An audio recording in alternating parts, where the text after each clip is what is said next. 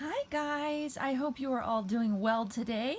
This is a quick update for the sponge propagation, and as you can see, this is no longer sponges.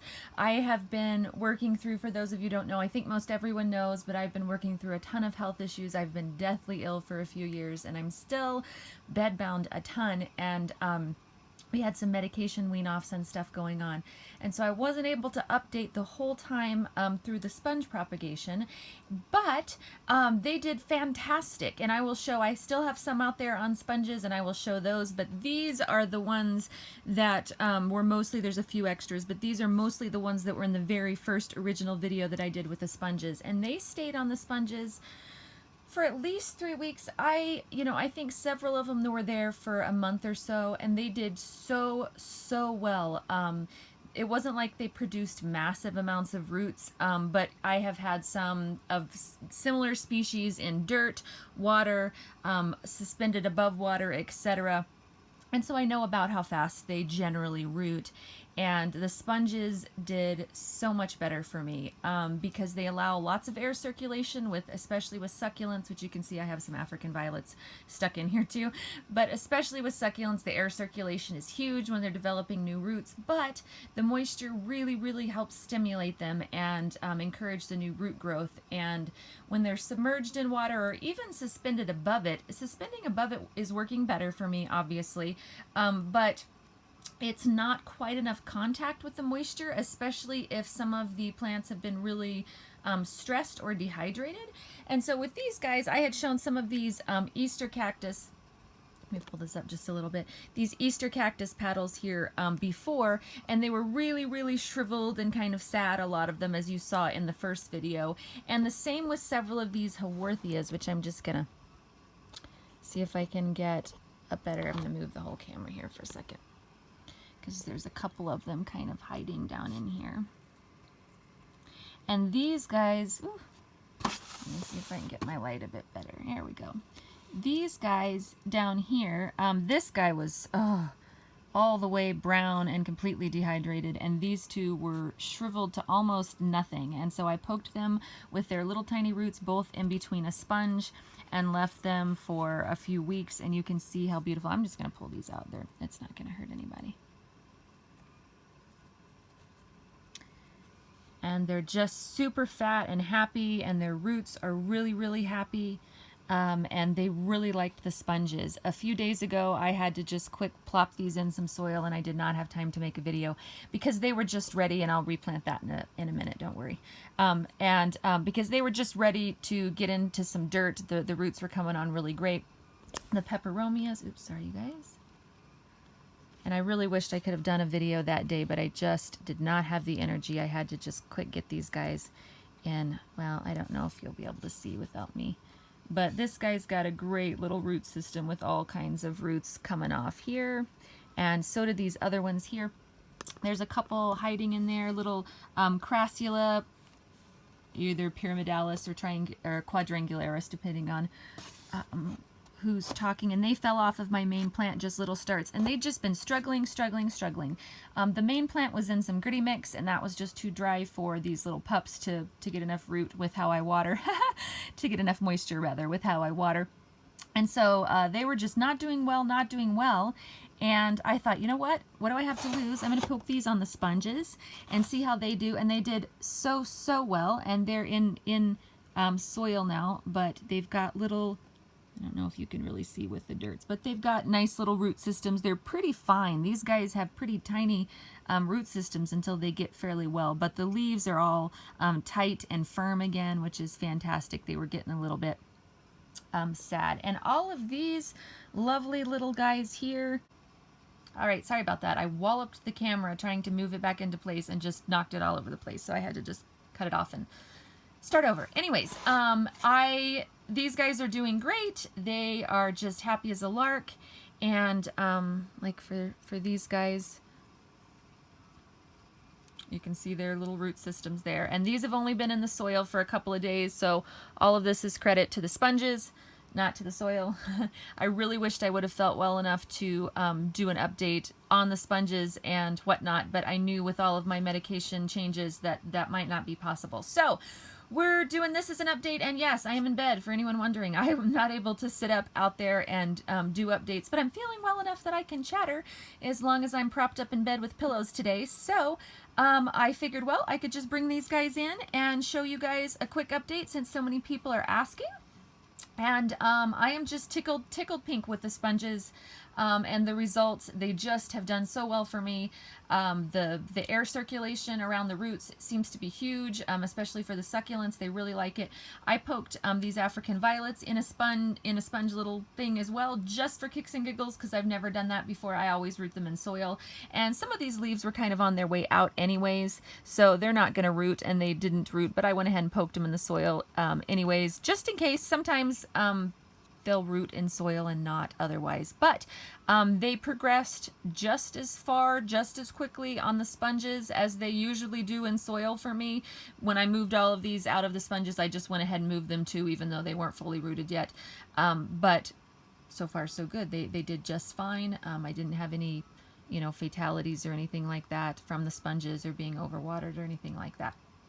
And the succulents really seem to like the air circulation. Like I said, it gives them just enough moisture to stimulate that, but a lot of air, which they really, really like. All right, I am going to grab my last, my other thing of sponges that is still propagating. Most of everything that I showed in the video before is here, but there's a few things, I think like the string of tears and a couple of things that I still have on sponges. So I'm going to grab that and show you those right quick. Alrighty, this one's a little bit messier than the other one that I videoed, the other sponge one, because this has a mixture of whatever leaves hadn't rooted quite well enough to go over into the one I just showed with soil, or I have had some upstairs rooting. Rooting is a very generous term. I have had some leaves laying on a dirt tray upstairs in my son's room in the southern window that have been just being neglected, and I was like, whatever will survive will survive. If it's a leaf and it sprouts, yay. If not, oh well. And so there's a fair amount of dirt you can see, which usually it would be clean fresh leaves that you cut off, but since I pulled some of them that were really struggling or just dry out of dirt and put them in here, now it's kind of messy looking, but that's all right. And some of them had, you know, the little leaf babies, like this one's a good example. So it's pretty much detaching from its leaf here. And I knew there was a chance, sorry, my dirty fingernails, I'm just repotting stuff. I knew that these leaves might mold being in here, you know, and so I've been watching them pretty carefully, and whenever they're ready to detach, I try and just pull them off and toss them to the side and leave the little baby. But I'm gonna need to go through this whole tray and kind of rearrange and check everybody. But you can see, here's a little, they're such tiny little things. The babies that they make off of leaves just make me smile, how tiny and little they are, you guys. It just makes me smile. But they're doing well. You can see these are leaves from my giant burrow's tail that one of the viewers here sent me that I'm so excited about, and it got some kind of an infection and died back on the stem, so I took leaves off and beheaded both of them, and they're rooting and doing fine, and quite a lot of the leaves are sprouting here, as you can see. So I should have a nice, lovely, I was like, no, you can't die on me, because I was so excited to get this guy. So I'm super happy that he's doing well. And yeah, let me see if I can get you guys closer. I'm not sure how well this will focus, but you can see the string of tears here. Maybe I'll pull one of them out and show you guys.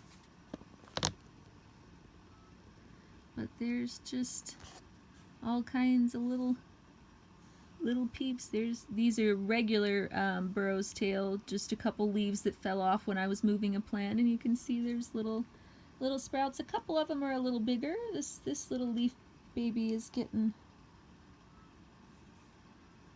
a little bit. Here we go. And I'm not even sure what all of these are, because when I have leaves, you know, that fall off or get knocked off, I just throw them in a tray, and it takes a little while to see what they are again. Sometimes this guy here And this guy here and this guy here are 3 little stems that fell off of my Chinese dunce cap that Erin just sent me, another friend of mine here on the plant channel. And she has a Etsy shop if anyone is interested.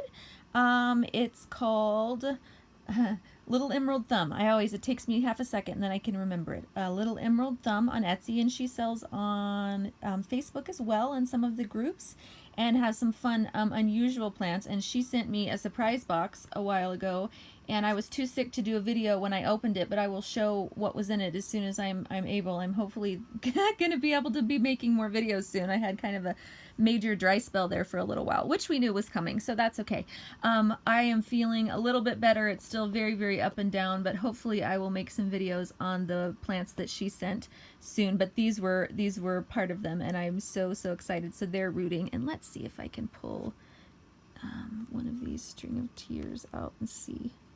Actually, maybe I'm just gonna let this lid close here for a second, and I'm gonna just video the outside here and see if I ended up pruning a couple of my string of tears a bit more.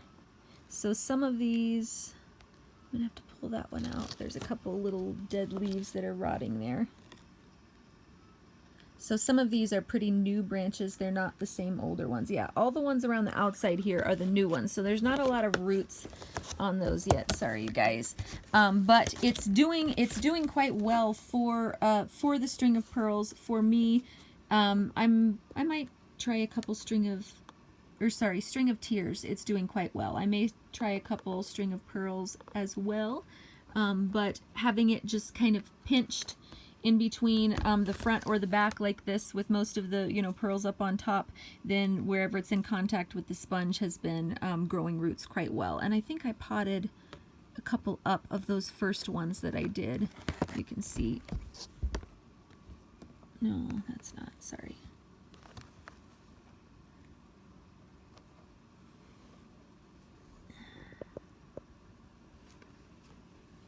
But I'm going to go through these now, and I should mention this. What I have been doing with the sponges is they will get moldy, obviously, if you have plants or a leaf, pieces and parts that break off and die. It'll get moldy and make your sponge kind of yucky. So what is working well, really well for me, is soaking them in hydrogen peroxide. So every couple of weeks, if I start seeing, some little, which this isn't really mold, that's dirt, but if I start seeing any just kind of where the sponge is looking discolored. Oh, this is a good place right here. This right here. It was dirt, but it's still kind of, and with these vegetable cellulose sponges, they get kind of mushy feeling. If the bacteria starts eating away at the sponge, they have a different texture to them, and so that's a good telltale sign. So whenever I see anything like this starting, I just pull the sponges out and wash them really well, and then soak them in hydrogen peroxide, just the regular stuff you get at the store. I don't dilute it at all. I soak it in pure hydrogen peroxide.